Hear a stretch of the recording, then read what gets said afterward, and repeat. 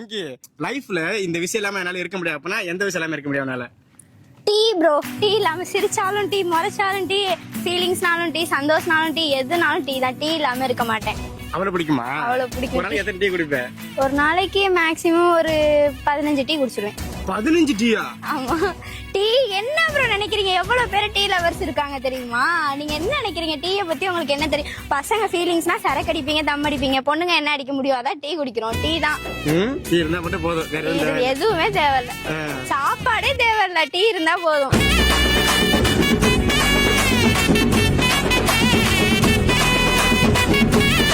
கல்யாணம் பண்ணிக்கு வந்து டீ வாங்கி கொடுத்தா போக மாட்டேன். அது கூட டீ போட்டு கொடுத்தா கூட போதும். நானே சாப்பாடுலாம் வேணாண்டான்றுவேன். நீ சமைச்சு கொடுக்க மாட்டேன், மட்டும் புரிஞ்சு.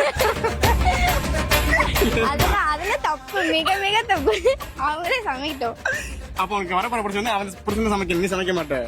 அதெல்லாம் தப்பு ப்ரோ. அதெல்லாம் அந்த காலத்து பெண்மணிகள் தான் சமைக்கணும். இந்த காலத்து பெண்மணிகள் இந்த காலத்து பெண்மணிகள் வந்து மேக்கப் போட்டுட்டு சும்மா வெளில போயிட்டு சுத்திட்டு வரணும், பசங்க சமைச்சு வைக்கணும். குத்து விளக்கு சத்தியமான குடும்ப குத்து விளக்கு.